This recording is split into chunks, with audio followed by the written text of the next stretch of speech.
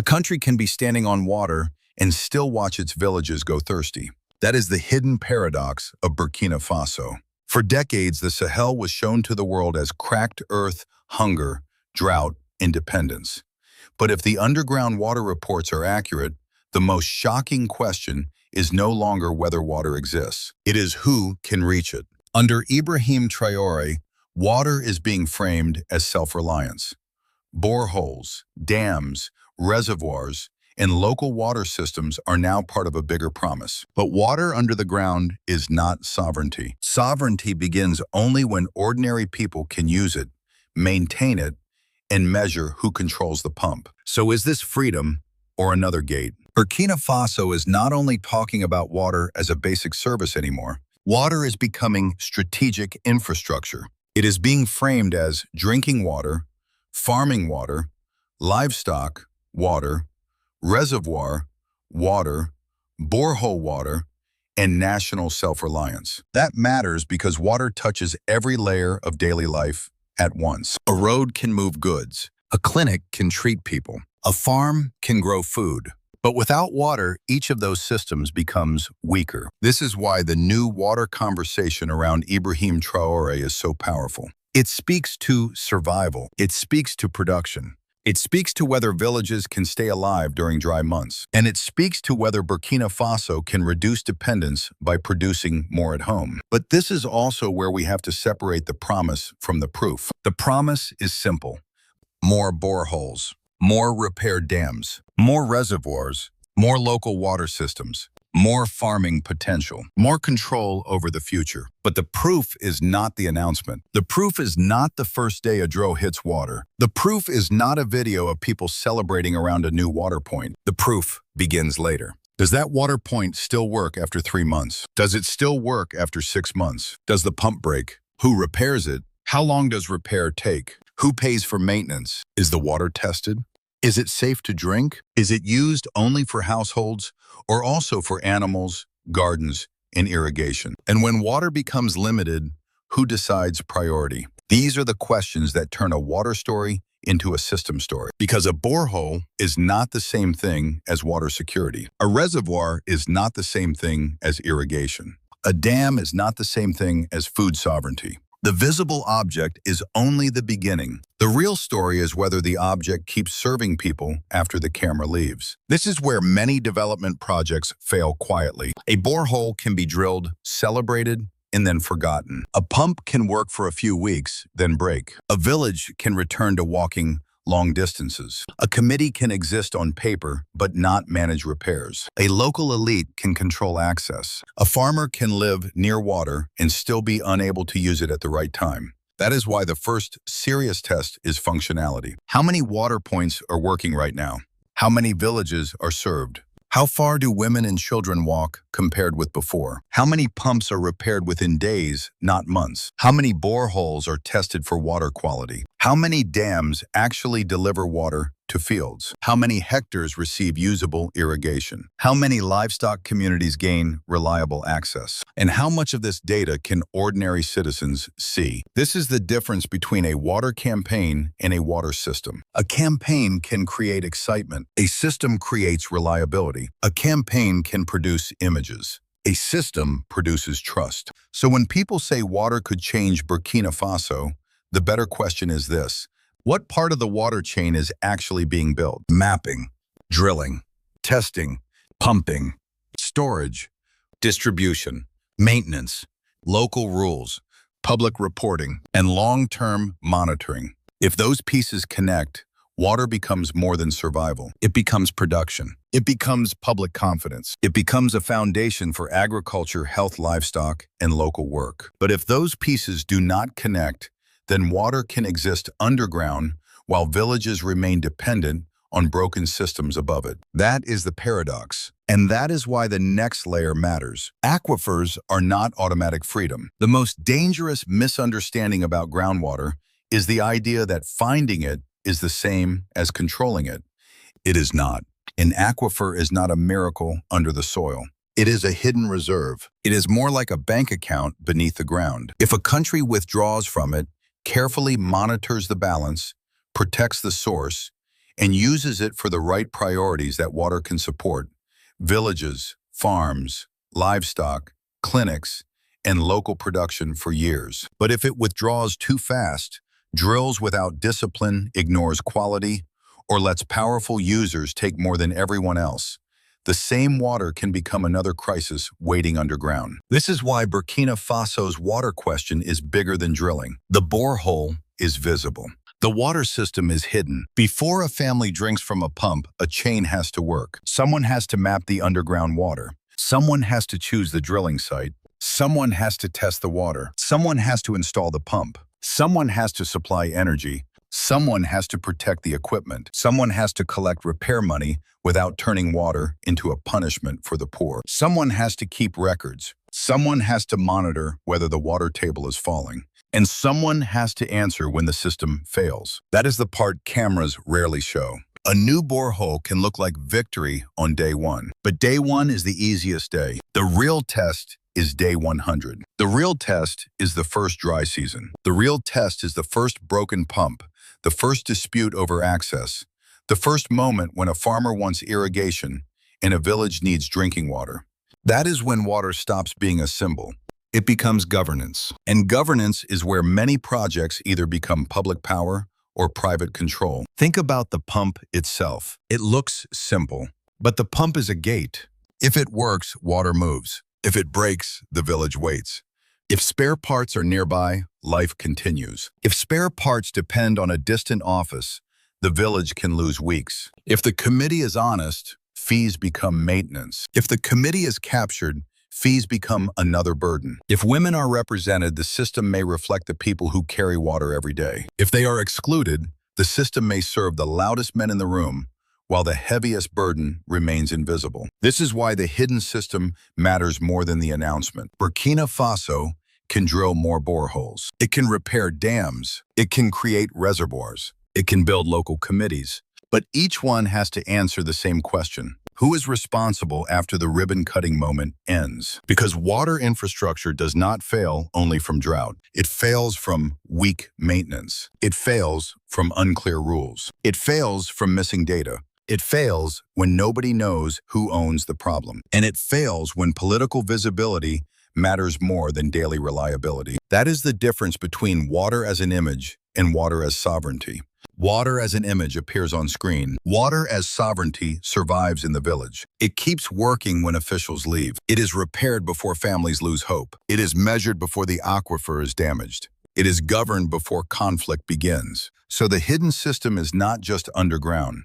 It is also institutional. It is made of rules, budgets, spare parts, technicians, committees, public data, and trust. And if those pieces are missing, then even a country sitting above water can still remain thirsty above ground.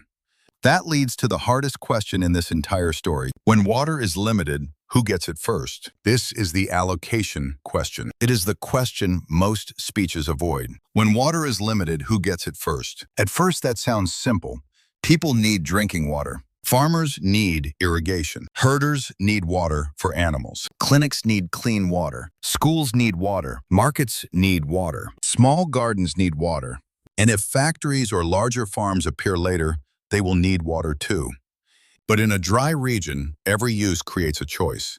And every choice creates power. This is why water can become freedom, or water can become a gate. A village may receive a borehole, but that does not automatically tell us who controls the pump. A reservoir may be built, but that does not automatically tell us which fields receive water first. A dam may be repaired, but that does not automatically tell us whether small farmers, connected landowners, or public projects get priority during the dry season. That is where the hidden politics begins. The most important word in a water system is not discovery. It is allocation. Allocation means who receives access when they receive it, how much they receive, and under what rules.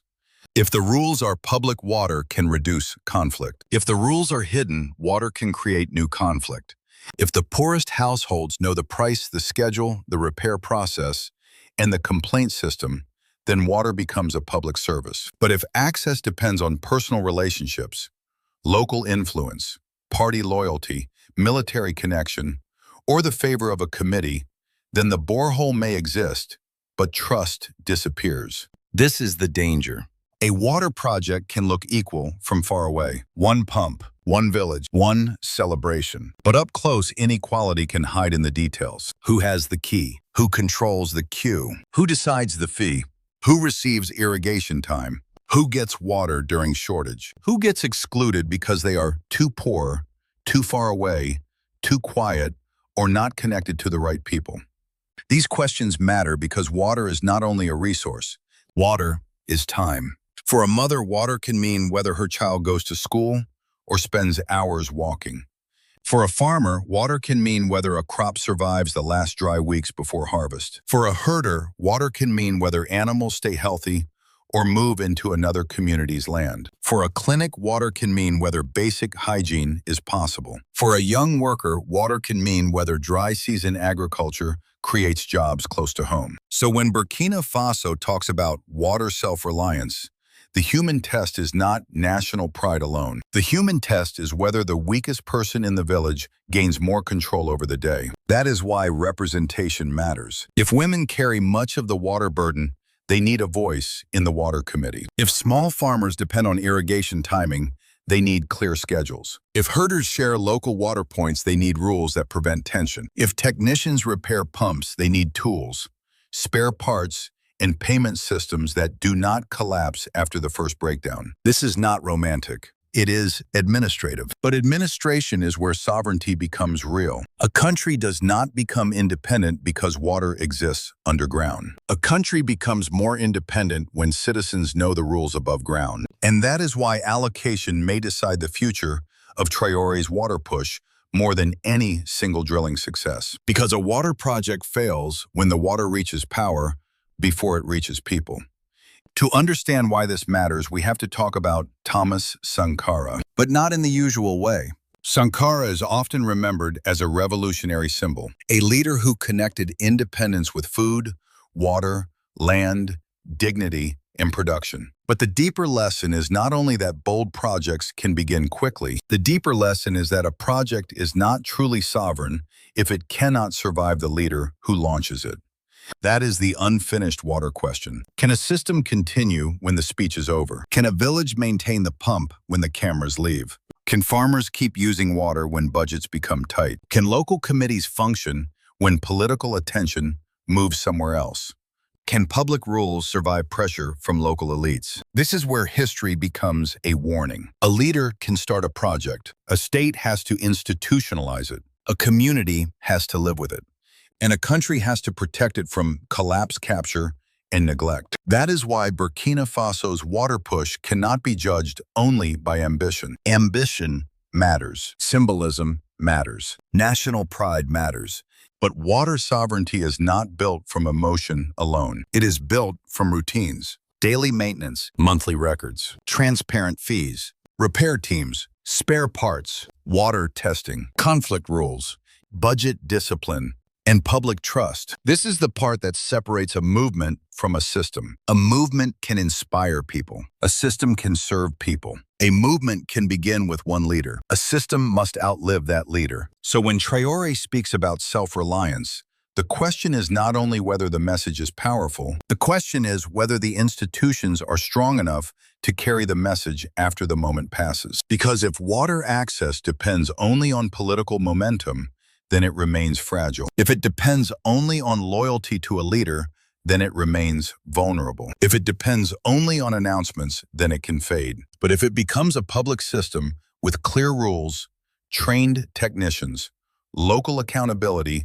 and visible results, then water becomes something much harder to reverse. This is the real Sankara lesson. Not just courage, continuity, not just revolution, maintenance, not just independence as a speech, independence as a working system. And that leads to the most dangerous point in this story. Because wherever water becomes valuable, someone will try to control the gate. This is where the water story changes. It stops being only about development. It becomes a power story, because wherever water becomes valuable, someone will try to control the gate. That gate can be public, or that gate can be captured. This is the real test behind Traore's water push. Transparency versus capture. In the transparent future, every village knows why a borehole was placed there. The location is not a rumor. The budget is not a secret. The committee is not a name on paper. People know who manages the pump, how fees are collected, where the repair money goes, and how fast a broken system must be fixed. Women have seats in the committee because they carry the daily burden. Farmers know the irrigation schedule before the dry season becomes desperate. Herders know where animals can drink without creating conflict. Clinics and schools know they will not be pushed behind powerful users. And citizens can see the data. Which water points work? Which pumps are broken? Which reservoirs are full? Which dams were repaired? Which villages are still waiting? That is transparency, not perfection, visibility. But in the captured future, the same project looks very different. The borehole still exists. The ribbon is still cut. The speech still sounds powerful. But access moves through hidden relationships. A local strongman controls the key. A committee collects fees but never explains them. A pump breaks and nobody knows who is responsible. A farmer with connections receives irrigation first. A poorer family waits. A village near the road gets cameras and attention, while a more isolated village remains dry. A water point becomes a political reward. A reservoir becomes a private advantage. A public project becomes a local gate. That is capture. And capture is dangerous because it does not always look like theft from the outside. Sometimes it looks like normal administration. A delayed repair, a missing receipt, a meeting no one announces. A rule that changes quietly. A fee that rises without explanation. A queue that favors the connected. This is why water governance has to be visible before the crisis begins. Because once a dry season arrives, people do not negotiate from equal strength. The person who controls the pump controls time. The person who controls the reservoir controls crops. The person who controls repair controls whether a village returns to walking. And the person who controls data controls the story. That is why this moment is bigger than a borehole. If Burkina Faso builds transparent water systems, the result could be revolutionary in a very practical way. Not because every problem disappears, but because people begin to trust that public infrastructure serves them, not just the powerful. That trust can spread from water to agriculture, from agriculture to storage, from storage to markets, from markets to local industry. This is how a water point becomes more than a water point. It becomes a signal that the state can show up, stay present, repair what breaks, and treat the weakest citizen as part of the national plan. But if water is captured, the opposite happens. People may stop believing in the project even while the infrastructure exists. They may see speeches, but not service. They may see national pride, but not local fairness. They may see water underground, but power above it. And that is the cliff edge. 7 speeches cannot build sovereignty. 700 boreholes cannot build sovereignty. Even repaired dams cannot build sovereignty. Only a transparent system can. So the question is not only whether Traore can bring water out of the ground, the question is whether Burkina Faso can keep power from capturing the pump. Now we have to move from danger to discipline, not miracles. Mechanisms. That is the part that decides whether Burkina Faso's water push becomes history or becomes another headline that fades. A drill can find water. A speech can create belief. A ribbon cutting can create a powerful image, but only mechanisms can create reliability. So what would the mechanism look like? First, mapping. Before a borehole is drilled, the country needs serious hydrogeological data, not guesses, not political pressure, not only where cameras can easily arrive. Water points should be selected because the ground, the population, the distance, and the need all justify it. Second, testing. Groundwater can be clean, but it still has to be tested. Minerals, contamination, bacteria, and seasonal changes matter. A village should not have to discover a water quality problem after people are already drinking from the pump. Third, functioning rates. The most important number is not how many boreholes were announced. It is how many are working today. If 100 water points are built, but 30 stop functioning within months, the real number is not 100. The real number is 70, and even that number only matters if people can reach them. Fourth, repair time. Every pump will eventually break. That is not failure. Failure is when nobody knows who must fix it, where the spare part is how much it costs or how long the village must wait. A strong water system should measure repair time the way hospitals measure emergency response. Not someday, not when a file moves through an office. Days. Because for a dry village, a broken pump is not a technical inconvenience. It is a return to dependency. Fifth, maintenance money. Water cannot be free to maintain, but it also cannot become a punishment for the poor. That balance is difficult. Fees may be needed, but they must be transparent. Who collects them? Where are they stored? Who approves spending? Can villagers see the records? If people pay and the pump still breaks for weeks, trust collapses. Sixth, groundwater monitoring. This is where the aquifer bank account idea becomes real. How much water is being withdrawn? How quickly does the level recover after rains? Are some areas being used faster than they recharge? Are irrigation projects competing with drinking water? Without monitoring, today's success can become tomorrow's depletion. Seventh, local accountability. A committee is not enough. The question is whether the committee has rules, training representation, and consequences. Do women have a voice? Do herders have a voice? Do small farmers have a voice? Can people complain without fear? Can committee members be replaced if they abuse power? That is not bureaucracy. That is protection. Because water becomes dangerous when the rules are informal. Informal rules usually help the strongest first. So the real scoreboard is not emotional. It is measurable. Boreholes completed. Water points functioning after 6 months. Average repair time. Water quality tests passed. Distance to water reduced. Women represented in committees. Irrigated hectares actually served. Dry season crop output. Water table stability. Public maintenance budgets. That is the scorecard, and it changes the meaning of the whole story. A water project does not prove itself when the drill hits water. It proves itself when the pump still works after the cameras leave. And if the pump still works, something deeper happens. People stop treating infrastructure as a promise from far away. They begin to treat it as a public service they can judge. That is powerful, because once citizens learn to measure water, they can measure roads. They can measure clinics. They can measure schools. They can measure agriculture programs. Water becomes the first lesson in national accountability. Not because it is abstract, because everyone can feel whether it works. Now bring this down to daily life, because ordinary people will not experience water sovereignty in a policy document. They will experience it at the pump, in the field, at the clinic, in the market, and in the number of hours the day gives back to them. Start with a mother in a dry village. She does not wake up thinking about aquifers' national plans or hydrogeological mapping. She wakes up thinking about distance. How far is the water point? How long will the line be? Will the pump work today? Will her child be late for school? Will she have enough water for cooking, washing, drinking, and animals? For her, the first measure of sovereignty is not a flag. It is time. If a working water point cuts a 2-hour walk into 20 minutes, that is not a small improvement. That is time returned to a household, time for school, time for farming, time for small trade, time for rest. Then look at the farmer. He does not need a speech about food independence. He needs water before the crop fails. He needs the right amount at the right moment under rules he can understand. If water arrives too late, the harvest is already lost. If irrigation is promised, but the canal is blocked, the promise means nothing.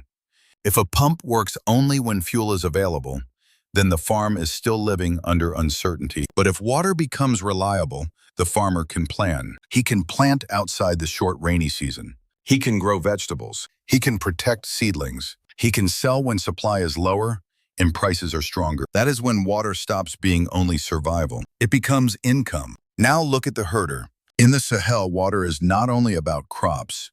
It is about animals, routes, land, and peace. When dry season water points disappear, animals move farther. When animals move farther, they cross farms, borders, and tense communities. A reliable water system cannot solve every conflict, but it can reduce one trigger. It can reduce pressure. It can give local leaders a better chance to manage movement before anger turns into violence. Then look at the clinic. Clean water changes the most basic parts of healthcare. Washing hands, cleaning wounds, delivering babies, keeping rooms safe, treating diarrhea, protecting patients when disease spreads. A clinic without reliable water is a building fighting with one hand tied behind its back. So when a water point serves a clinic, it is not just infrastructure.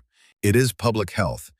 Now look at the young person. Water can create work close to home. Dry season gardening, fish ponds, small processing, animal care, local transport, repair jobs, pump maintenance, market activity. If water helps create local income, fewer young people may feel forced to leave just to survive.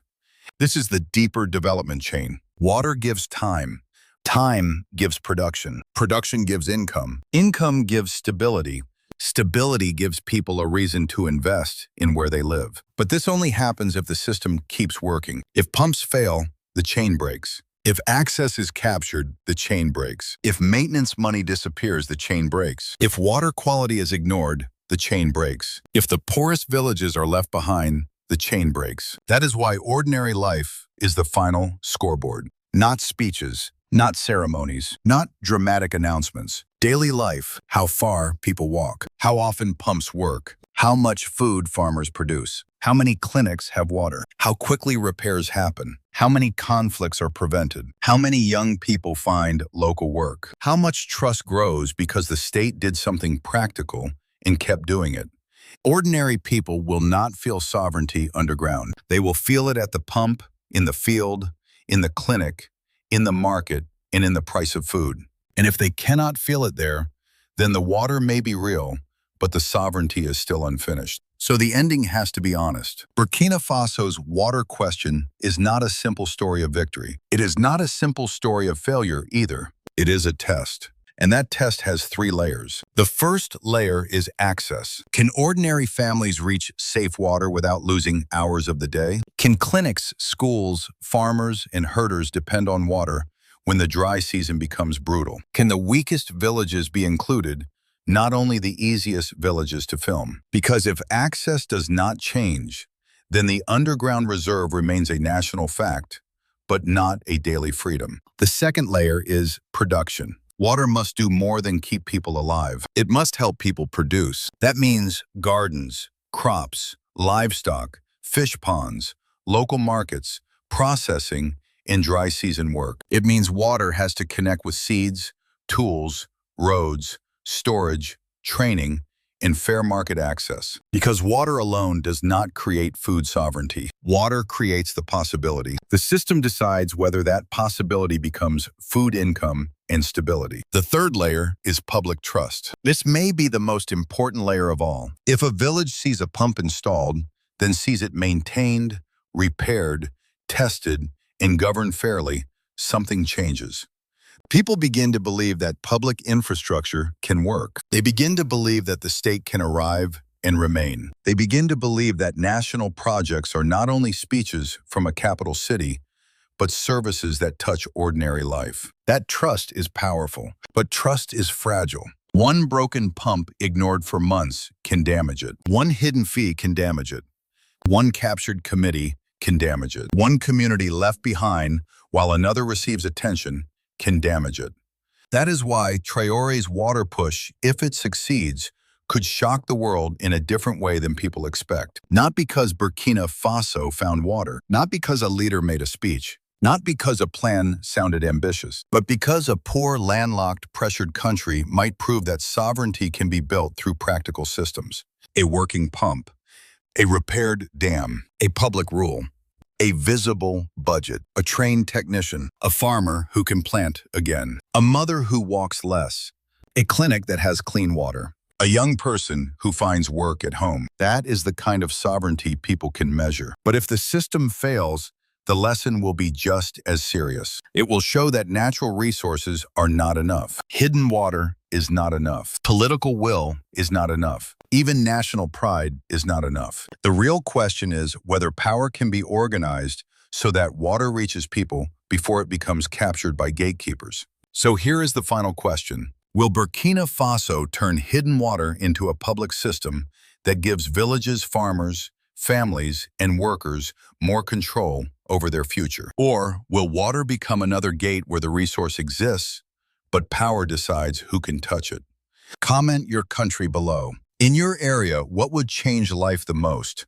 Drinking, water, irrigation, roads, storage, or jobs? And subscribe for more documentary-style breakdowns on Africa's infrastructure, agriculture, sovereignty, and economic future. Because the water may be underground, but the proof will be above it.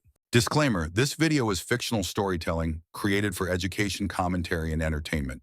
It is not a factual report or official information. Any similarities to real events are coincidental. Please enjoy it as creative content only.